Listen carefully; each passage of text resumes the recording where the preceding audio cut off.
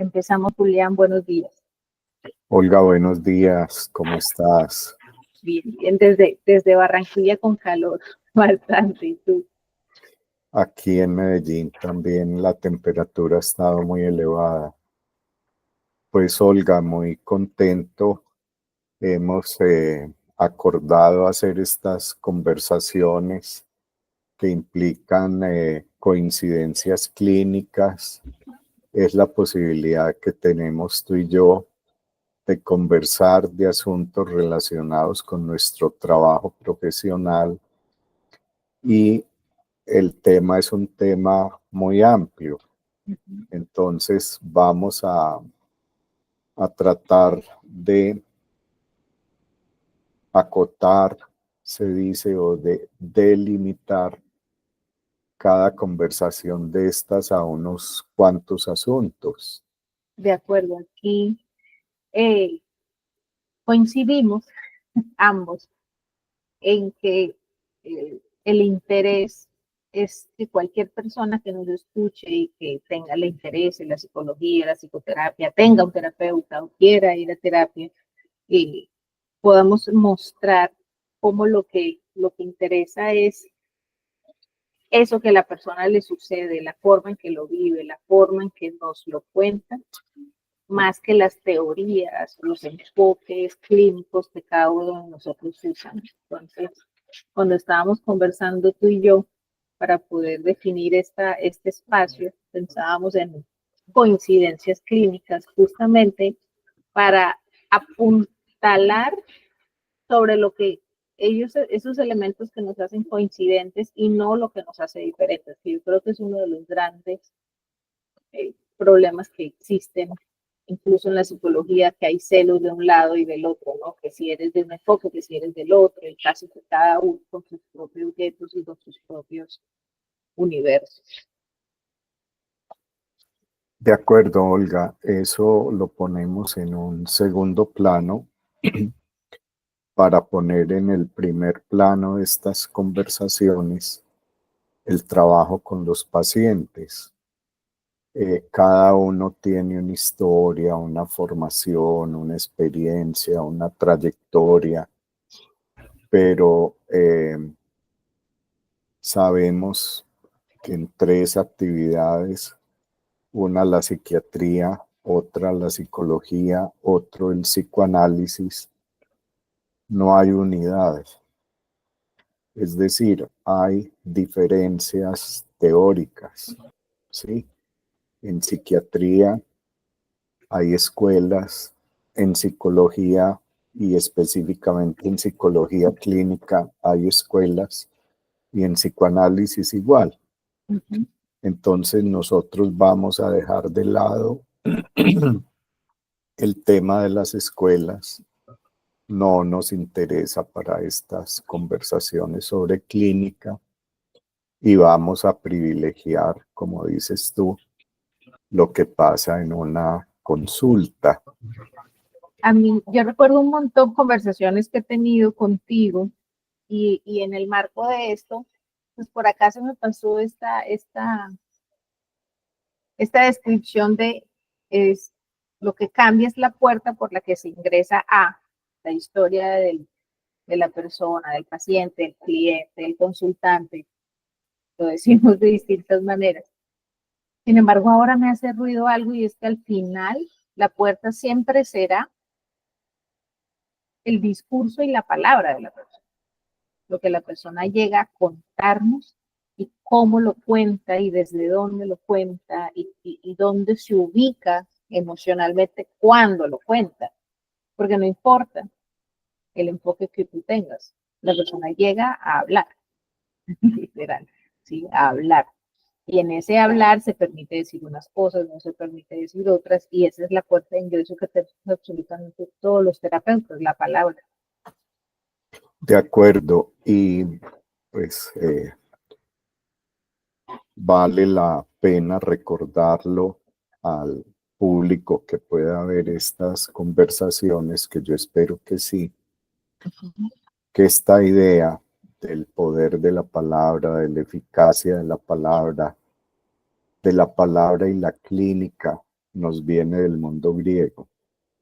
O sea, esto tiene una historia en la cultura occidental, pues bastante larga.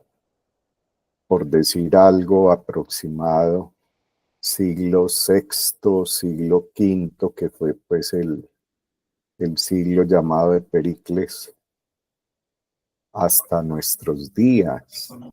O sea que hay una historia muy larga y si fuéramos a seguir por ese rumbo, pues bastaría decir esto para insistir en la palabra en el campo del lenguaje, en ese universo simbólico, en el proceso de hominización que ha sido largo. Las fechas van cambiando de acuerdo a las investigaciones que se hacen en verano en distintos sitios del mundo. 6 millones de años, 7 millones de años. Lo específico humano es el lenguaje, es la palabra articulada y los procesos de pensamiento. ¿Sí? Si en los animales hay lenguaje, será un lenguaje distinto al de los humanos, y por supuesto que los hay. El canto de las ballenas, la danza de las abejas, etc.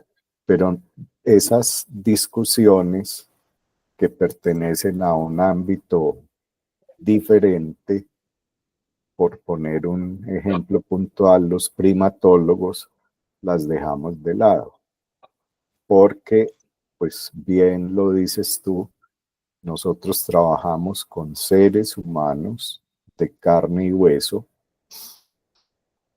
Cuando van al consultorio, al espacio donde trabajamos, en el caso mío, en mi apartamento, o gracias a la tecnología, esa es una enseñanza que nos dejó la pandemia, el gran encierro, podemos utilizar el teléfono celular, la llamada sencilla, la videollamada, y yo le digo a cada quien cuando me llama que escoja lo que prefiera, si quiere utilizar la cámara para una videollamada o la llamada sencilla, pero de todas maneras lo que tiene peso ahí es la palabra, la voz, lo que el paciente dice, y eso lo escuchamos. Me haces pensar, ahora que lo estás nombrando así, que la solicitud del espacio terapéutico, de la cita, de una hora, de un día, de agendar, la primera expresión en la palabra de esta petición de ayuda, ¿sí? Yo personalmente tengo me hace ruido la palabra ayuda, por la postura de experto versus la persona que no sabe cómo hacer algo y hay alguien que ayude, ¿sí? Y este ruido lo tengo por la idea de la debilidad del otro. Sin embargo, realmente la gente levanta la mano y pide ayuda, ¿no? Y dice, no sé cómo hacer o no sé cómo lidiar con algo que me está pasando, bien, con algo que me está sucediendo y necesito que otro que puede estar neutro frente a esa situación y que además tiene unos saberes que me pueden apoyar, me acompañen en esa comprensión, ¿sí? Y de allí algo que hemos conversado tú y yo, y es esta sensación que algunas personas tienen de que en terapia, psicoterapia, existen las soluciones, ¿no? Como alguna vez una paciente me dijo que yo te conté, como que el psicólogo es una máquina expendedora de soluciones. Entonces yo te doy el problema y tú oprimes un botón y sale la solución de boca del psicólogo, de boca del terapeuta. Y yo diría, si me lo permites, como un poco, que si hay algo en lo que nosotros ayudamos es a que la persona se cuente a sí misma la historia de lo que le está sucediendo de un modo distinto que le permita hacer unas comprensiones y tomar decisiones y actuar respecto a eso.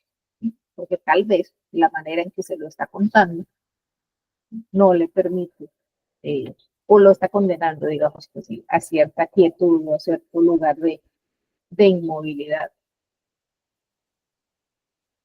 De acuerdo. Mira, yo quiero retomar la palabra petición, Sí. petición de ayuda, y yo añadiría petición de ayuda profesional. ¿Sí? Ese es el punto de partida para tomar, por ejemplo, un teléfono, llamar y pedir una cita. Y en otro contexto que no es esta conversación de ahora, habíamos hablado de motivo de consulta para hacerlo equivaler a la petición de ayuda profesional.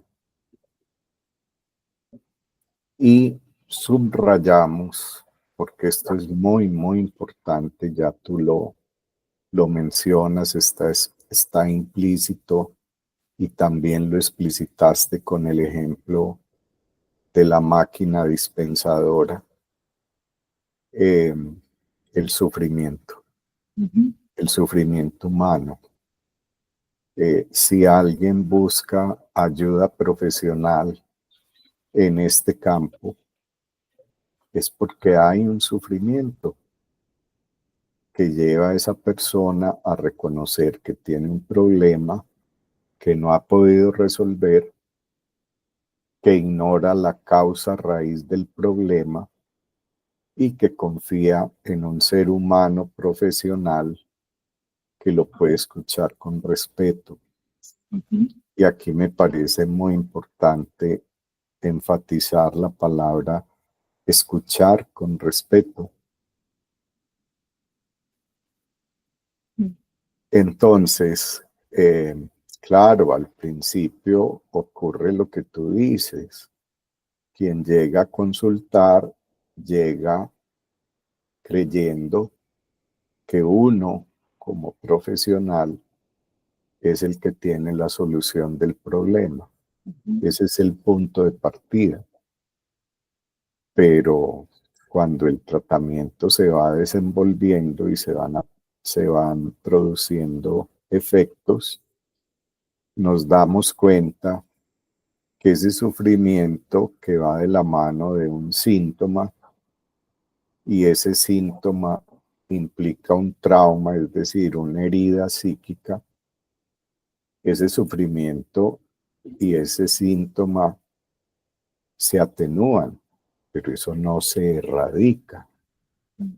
Es decir, si hay un sujeto anímico, un sujeto psíquico, ese síntoma hace parte de la subjetividad de esa persona que viene a nosotros. Entonces, en el mundo de las redes, Juliana, aquí, perdón que te interrumpa, donde por todos lados aparece la sanación de la herida, hay que sanar la herida, hay que sanar la herida, ¿no? Y es como una necesidad de que la herida deje de existir. Resulta que en terapia nos terminamos dando cuenta que esas heridas eh, aprendemos a vivir con ellas para que ellas no definan, no sean definitorias de nuestras decisiones, nuestra vida, nuestras relaciones, nuestros vínculos, pero la herida existe, porque hay una historia con la que yo cargo, ¿no? Que no me va a dejar de acompañar, nunca me va a dejar de acompañar y digamos que en algún momento allí uno encuentra algún tipo de resistencia, ¿no? Quiero sanar, quiero que se me quite esto que tengo encima, y cuando se comprende que no se quitan, sino que se aprende a vivir con eso, hay cierta desilusión también de entrada de algunas personas. Mira, lo que tú dices es así. ¿Qué se logra? Atenuar ese sufrimiento, ¿cierto? Y aprender a convivir con ese síntoma, es decir, cambiar la relación con el síntoma para que no haga tanto ruido, para que no sea un tropiezo, un obstáculo en la vida cotidiana. Claro, en ese sentido, uno dice, pues esto hace parte de la condición humana, ¿sí? Yo debo aceptarme como soy. Yo puedo cambiar unos cuantos asuntos. Hay otros que no voy a cambiar, que los debo aceptar y voy a convivir con eso que yo soy. Y voy a utilizar eso que es mío, es de mi subjetividad, es singular, es distinto a lo que le pasa a otras personas. Voy a utilizar eso para poder hacer algo con eso. Que eso que me mortifica no sea un obstáculo. Y aquí pues voy a poner un ejemplo para ilustrar el asunto. Pensemos en los artistas que tanto nos gustan y no importa pues qué tipo de arte sea. La literatura, para recordar la época de la lectura que hacíamos en pandemia, el club de lectura. Pues ya en esa ocasión nos habíamos dado cuenta que el artista crea a partir de eso que hay en él. No es gracias a, sino a pesar de. A pesar de, Y eh, en esa época, por supuesto, tuvimos una aproximación pues a varios escritores. Se me escapa el nombre de la chilena, Isabel Allende. Isabel Allende. Cuando uno lee a Isabel Allende desde muy temprano, se da cuenta que ella hace con eso. Pues mucho después, para mí, descubrí a Rosa Montero hace relativamente poco tiempo. Y hay al menos 2 libros que me gustaron mucho. El peligro de estar cuerda se llama uno, y hay otra que tiene palabras de Santa Teresa, la loca de la casa, y ella va mostrando cómo los artistas, a pesar de todas sus dificultades y de todos sus problemas, saben hacer con eso. No es gracias a eso, sino a pesar. sí. Y es allí donde, de alguna manera, en la terapia y, bueno, y en el mundo de los artistas, como lo estás nombrando, es la disposición, es la palabra que estoy buscando, es la disposición a navegar como en esas aguas internas, ¿verdad? Sin... A mí me gusta mucho la diferencia entre afrontar y enfrentar, ¿no? Yo quiero enfrentar esto, no es lo mismo que yo voy a afrontar esto, porque es justamente como la persona recibe todo su mundo emocional y toda su historia. Si siente que tiene que luchar contra ella para destruirla, o si siente que le puede hacer frente para poderla ver, comprender y mirar de una forma un poco distinta, ¿no? Yo creo que una de las claves de lo que sucede en la terapia es que la persona se disponga a navegar en sí mismo sin tener que luchar consigo, ¿sí? Y también reconociendo desde donde lucha, muchas veces cuando está luchando, cuando está peleando, y si no le gusta algo de sí misma o de los demás, desde dónde es que sucede realmente eso. Pero yo tengo un ruidito que te quiero compartir,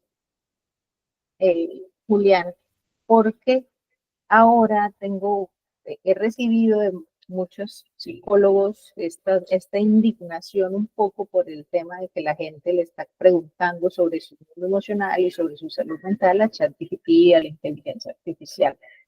¿sí? Y yo no le peleo tanto, creo que es como, ok, la persona está poniendo en la palabra un malestar, ¿sí? Ahí el asunto es que la inteligencia, desde dónde se lo va a recibir, ¿sí? Y si lo va a confrontar. ¿Sí? Lo que suelo escuchar en mis pacientes que me causa curiosidad es, Olga, yo no te iba a escribir a las 11 de la noche, entonces hablé con ChatGPT. Entonces es también como uno, alguien eternamente dispuesto y disponible para mí, que es un elemento interesante que habría que llevar a la reflexión.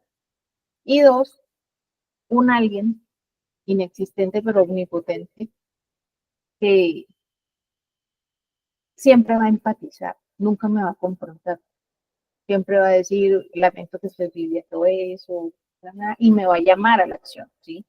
Te propongo que hagas estos ejercicios para calmarte de respiración, te propongo, es decir, cómo estamos buscando también métodos alternos para poner la palabra, lo que nos sucede. Obvio no es terapia, pero sí es la disposición de las personas a ponerlo en la palabra y a encontrar la presencia permanente de alguien con quien hablar, ¿no?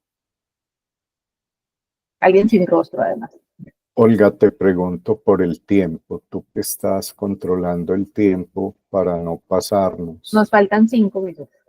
Bueno, entonces te voy a decir algo que se me ocurre. Dale. Esto es pura especulación mía, no tiene valor de verdad más allá de una ocurrencia. Creer en los espíritus es algo parecido, estoy hablando del hombre de la prehistoria, al chat GPT. Sí. Eh, yo creo en los espíritus y en mi comunidad hay un ser extraño, distinto, lo vamos a llamar el chamán, que tiene la posibilidad de entrar en contacto con los espíritus. Entonces la comunidad se reúne al lado del chamán, hay la palabra, hay la danza y hay la bebida para organizar esa relación con los espíritus. Uh-huh. Entonces, pues eso tiene que ver con la magia y la magia está en las palabras. Después hablamos un poco más de ChatGPT y yo te cuento luego una anécdota que me pasó. Okay. Entonces, O sea que esto podría ser el tema de la próxima coincidencia clínica. Yo creo que es central en este momento, porque hay una especie de crisis de la salud mental, pero al mismo tiempo post-pandémica, ¿no? Pero al mismo tiempo es como esta sensación de, sí, la gente, hay una crisis de la salud mental, pero hay una indignación porque se están buscando respuestas supuestamente en lugares inadecuados como inteligencia artificial. Y yo me cuestiono, ¿realmente es un lugar inadecuado o realmente qué es lo que pasa ahí con nosotros y con el que se dispone a buscar, así como lo dices tú, ¿no? En ese mundo de los espíritus, en ese todo, ¿sí? La respuesta, a ver si me llega, eso que justamente yo es lo que estoy buscando, sin tener que hacer el trabajo que tengo que hacer para encontrarla yo, que es como que realmente lo que a mí me termina confrontando el ChatGPT. ChatGPT, haz tú el trabajo, no lo voy a hacer yo.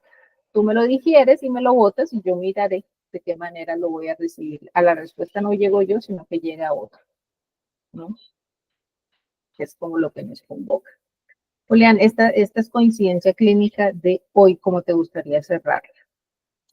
pues me gustaría cerrarla diciendo dos cosas. Me gusta esta coincidencia clínica que nos permite conversar y además esta conversación, esta coincidencia clínica continuará. Continuará, sí. También decir que vamos a hacer todo el intento de que salgan este podcast cada 8 días y Correcto. que En la gran sombrilla es la coincidencia clínica, pero vamos a entrar por distintos lugares, ¿sí? Motivos de consulta, historias de casos, vamos a entrar por distintos lugares, pero justamente poder encontrar eso que nos, que nos interesa, y es al final la persona y su búsqueda de bienestar, ¿no? Es lo que la persona llega a pedir al final, aprender una vida donde pueda estar bien. Y Julián, muchas gracias por recibirme en tu casa. Muchas gracias a ti, Olga. Que Un abrazo. tengas un buen día, igual para ti.